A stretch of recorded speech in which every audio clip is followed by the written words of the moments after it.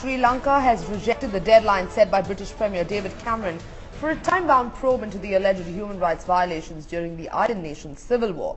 Lankan President Mahinda Rajapaksa hit out at Cameron, saying his country can't be dictated to and the international community needs to trust Lanka's probe into the allegation. Here's a report.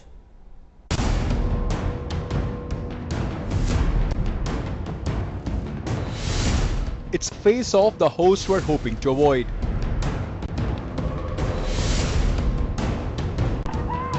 But the dark Tamil cloud hanging over the Commonwealth Summit in Colombo finally burst into a diplomatic deluge. A day after visiting Jaffna to highlight the plight of the Tamil minority, British PM David Cameron was in no mood to ease the pressure on the Rajapaksa government. Rights in terms of free speech, and I think it's important to raise these issues. Speaking on day 2 of the Commonwealth Summit, Cameron served a tight deadline for Lanka to complete its own probe into the allegations of widespread human rights abuses and war crimes. Or else, he said, Britain would push for a probe by the human rights body. And let me be very clear, if that investigation is not completed by March, then I will use our position on the UN Human Rights Council to work with the UN Human Rights Commissioner and call for a full, credible and independent international inquiry. Sri Lanka, though, continues to be defiant. Speaking at a press conference, Rajapaksa made it clear his country cannot be dictated to. We have appointed a commission.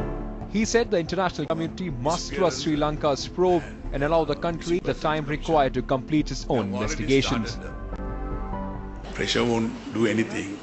Any pressure will, might clash. So it's much better to request than trying to demand or dictate. That is his view. It's a democratic country. Democratic, I mean, we are all equal. And they can say what they want. It's up to them. So would you complete? How can you complete? I mean, people who are in glass houses must not throw stones. It's clearly a case of missed chances for India, a self-goal by the government. In its effort to mollify its Tamil allies, the UPA government has handed the initiative to Cameron on a silver platter. The British Prime Minister has emerged as the most vocal critic of the Lankan government, successfully managing to engage the Rajapaksa government and putting international focus on the Tamils' plight at the same time. Bureau Report, Headlines Today.